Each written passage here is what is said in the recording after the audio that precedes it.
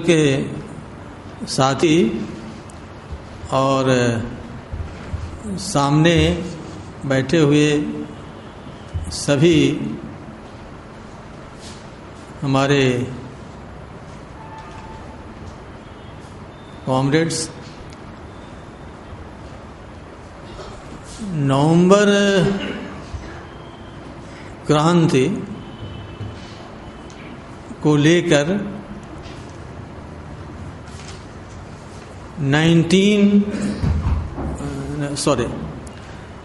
2015 से ही कार्यक्रम चल रहे हैं, जिसमें सबसे ज़्यादा कार्यक्रम डॉक्टर बाइन ने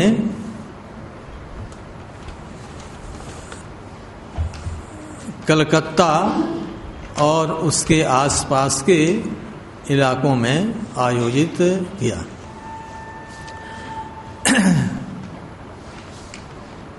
लेकिन उसी बीच दिल्ली आकर उन्होंने मुझे कहा कि मैं इसकी जिम्मेदारी लूं, ऑल इंडिया कोऑर्डिनेटर के रूप में काम करूं। लेकिन मैं इतना अस्वस्थ था कि जिम्मेदारी लेने से कतरा रहा था, लेकिन वे नहीं माने और अंततः 28 जून 2015 को हमने सभी साथियों को दिल्ली में बुलाया, सभी साथियों को दिल्ली में बुलाया, इसलिए कि एक ऑल इंडिया कोऑर्डिनेशन कमेटी की स्थापना हो, जो नवंबर क्रांति समारोह को संपन्न करे। कमेटी तो बन गई, किंतु सक्रियता केवल पश्चिम बंगाल में रही और 2-3 प्रोग्राम उत्तर प्रदेश में कॉमरेड ओपी सिन्हा ने करवाए और वहाँ उन्होंने एक कमेटी भी, राज्य स्तरीय कमेटी का गठन भी किया। दिल्ली में हम चाहते थे कि दिल्ली के साथियों की एक कमेटी बने, लेकिन वह अब तक संभव नहीं हो पाया है। एक कार्यक्रम नरेला में हुआ, जिसमें नरेश गुप्ता, साथी नरेश गुप्ता ने भूमिका निभाई। उसकी रपट आप लोगों ने तीसरी दुनिया में देखी होगी। वह कार्यक्रम क्षेत्रीय बनकर रह गया। इसके अलावा कोई कार्यक्रम हो नहीं पाया है। इस कार्यक्रम के बाद हम जल्द ही बैठेंगे और अखिल भारतीय स्तर का कार्यक्रम तय करेंगे, जिसमें दिल्ली के साथियों की जिम्मेदारी यह होगी वे किस तरह से एनसीआर को केंद्र बनाकर स्टेट को टारगेट करते हुए मास को अपराइजिंग जैसी स्थिति पैदा कर सकते हैं। यह हमारी इच्छा है, लेकिन हमारी इच्छा से तो सब कुछ होना नहीं है, जब तक कि मजदूरों के बीच से, प्रोलेटेरियंस के बीच से, न्यू प्रोलेटेरियंस के बीच से, अन्य मेहनत कशों के बीच से एक लहर की स्थिति पैदा नहीं हो जाती। इसके लिए हम प्रयास करेंगे। सभी साथी जानते हैं कि नवंबर क्रांति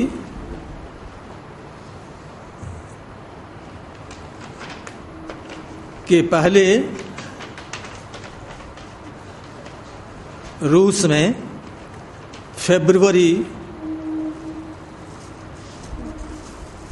बूर्जवा क्रांति हुई थी और अप्रैल थीसिस लेनिन का आया था। इन सब के विस्तार में मैं जाना नहीं चाहता, बतलाना सिर्फ या समझना सिर्फ यही चाहता हूँ कि किस तरह जब प्रथम महायुद्ध छिड़ा तो उस समय सामंती साम्राज्यशाही जार की रूस में थी और मजदूरों के बीच असमंजस की स्थिति थी कि यह राष्ट्रीय आपदा का समय है, हमें मौजूदा सत्ता को समर्थन देना चाहिए अथवा नहीं देना चाहिए। नेता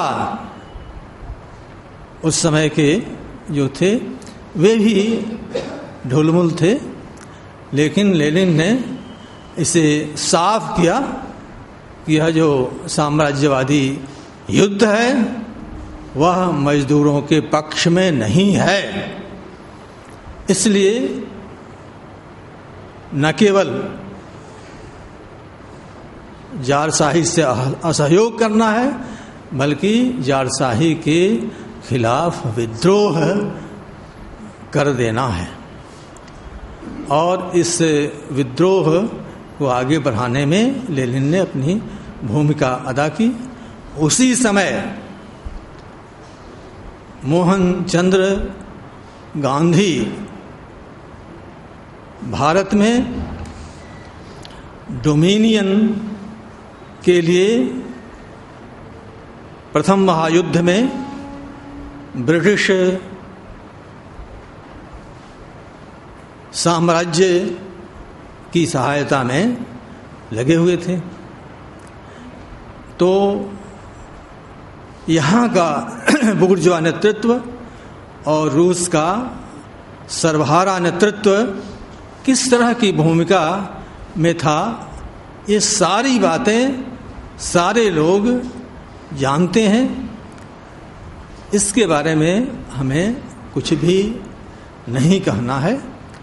और जब वहाँ नवंबर क्रांति हुई तो कुछ लोग उसे सर्वहारा क्रांति कहते हैं, कुछ समाजवादी क्रांति कहते हैं, लेकिन वे भूल जाते हैं कि क्रांति वर्गों की होती है और रिकंस्ट्रक्शन समाजवाद का होता है। लेनिन के शब्दों पर यदि लोग ध्यान देते तो लेनिन ने ट्रांजिशन टू सोशलिज्म शब्द का इस्तेमाल किया था, जिसे लोग भूल गए और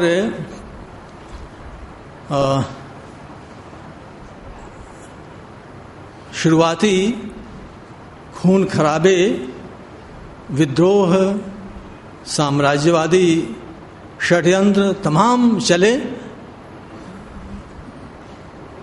बहुत बड़ी संख्या में सर्वहारा शहीद हुए, लेकिन अंततः जो एक शब्द लेट अस कंस्ट्रक्ट सोशलिज्म का जो इस्तेमाल लेनिन ने किया था, उन्हें रिट्रीट लेना पड़ा और रिट्रीट के बाद उन्होंने न्यू इकोनॉमिक पॉलिसी चलाई।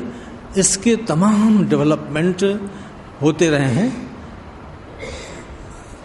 सेकेंड वर्ल्ड वार होता है। सेकेंड वर्ल्ड वार में किस तरह से अमेरिकी साम्राज्यवाद, ब्रिटिश साम्राज्यवाद और रूस के प्रतिनिधि के रूप में स्टालिन याल्टा में बैठते हैं। जब वे याल्टा में बैठते हैं तो इसे अंतर्विरोधों का सामंजस्य कहा जा सकता है। साम्राज्यवादी शिविर और समाजवादी शिविर जो जैसा भी था, इन दोनों के बीच का मिलन था। फिर किस तरह से अमेरिकी राष्ट्रपति ने स्टालिन की प्रशंसा की, यहाँ तक कहा कि यह लाल सेना और स्टालिन का नेतृत्व ही था कि हिटलर को हमने हराया, कि उसने हिटलर को हराया। एक बात मैं यहाँ बतला देना चाहता हूँ कि जिस तरह से ओबामा ने बिन लादेन की हत्या कराई है, उससे मैं इस बात की तुलना करना चाहूँगा कि 2 बार फैसला लेने के बाद कि हिटलर की हत्या की जा सकती है, ऐन वक्त पर 2 बार उन्होंने उसकी हत्या को नहीं होने दिया। अब आप देख सकते हैं कि प्रोलेटेरियन लीडरशिप क्या होता है और साम्राज्यवादी लीडरशिप क्या होता है। फिडेल कास्ट्रो को मारे जाने की जब बात थी, उस समय का इतिहास भी सभी लोग जानते हैं कि हमने उन्हें हराया था, हम आगे भी उन्हें हराएंगे। हमने अपने पर्चे में यह कहा था कि उस समय कमज़ोर कड़ी हारी थी और अब मजबूत कड़ी ढह रही है, हार रही है, उसे हम डिफीट दे रहे हैं। जिस पर कुछ साथियों को आपत्ति है। जरूरी नहीं कि सब की सहमति हो ही। अब सवाल यह है कि सभी जानते हैं कि बुश के समय जो महामंदी आई, उस समय से लगातार और उसके पहले से ही जब अफगानिस्तान में अमेरिकी सेना गई थी और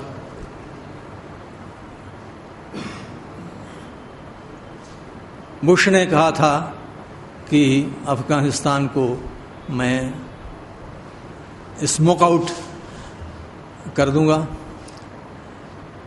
तो उस समय से उसका गिरना शुरू हो गया था और 8 में आकर तो उसका गिरना, उसका ढहना सामने आ गया। और किस तरह से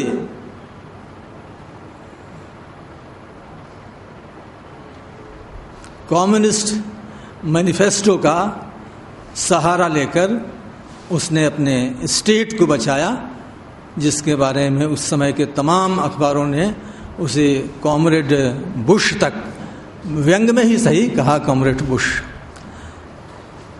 तो सवाल यह है कि बुर्जुआजी जो है लगातार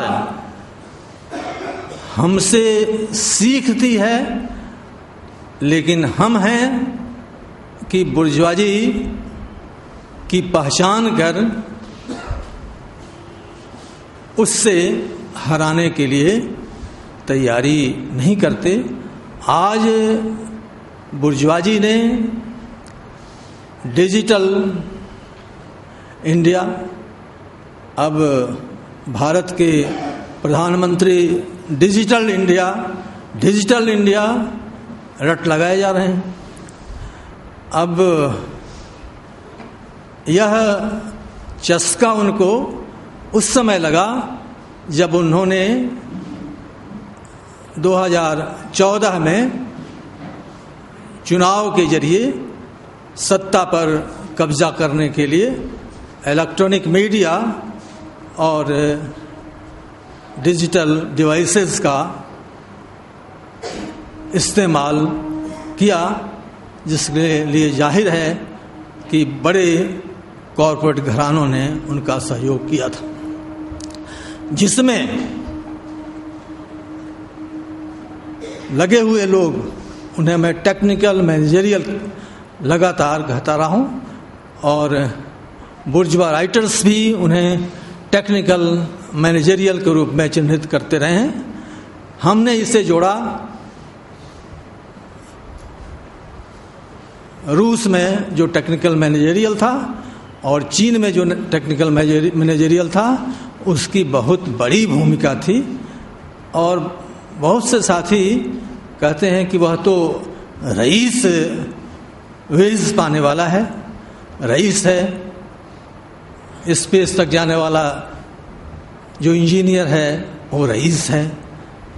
ये तमाम चीज़ें हैं, लेकिन खोजबीन करें तो साथियों को पता चलेगा कि दूसरे महायुद्ध के ठीक पहले स्टालिन ने टेक्निकल मैनेजरियल लोगों को पार्टी की सदस्यता दी। इतने दिनों तक उन्हें सदस्यता नहीं मिली थी, और मृत्यु के पहले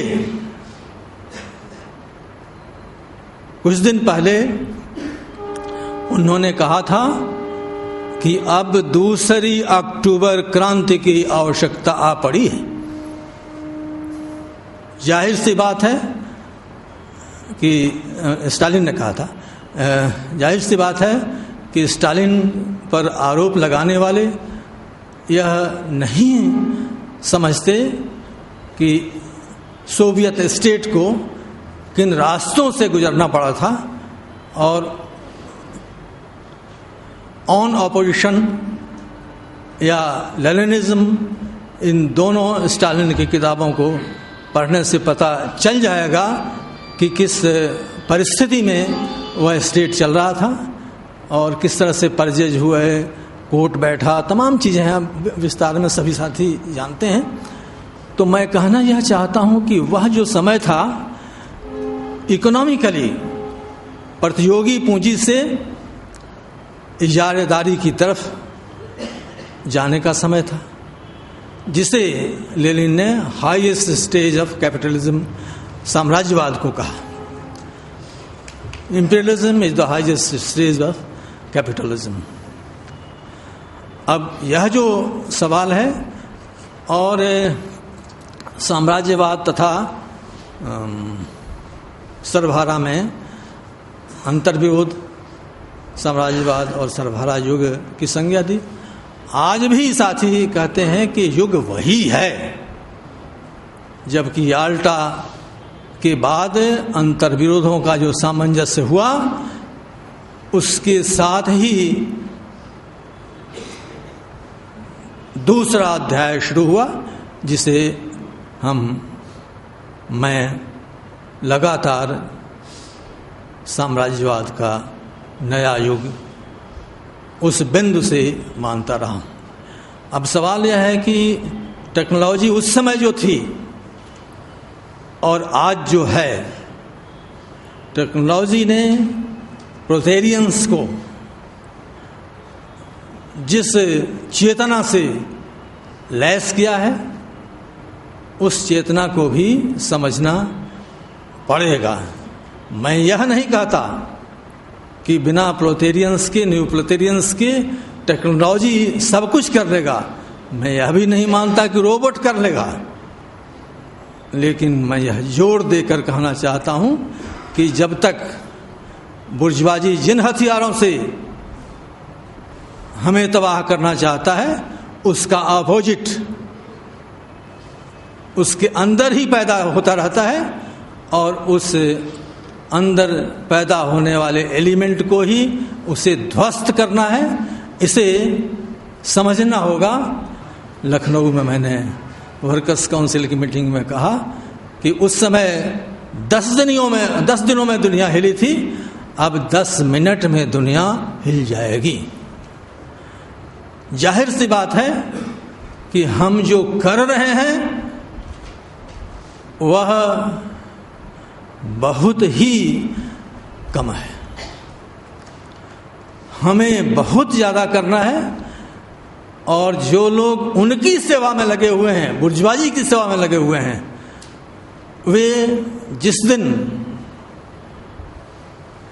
यह समझ जाएंगे कि उनका शोषण किस पैमाने पर हो रहा है, उस दिन जाहिर सी बात है कि वे इस सत्ता को उलटने की तरफ आगे बढ़ेंगे।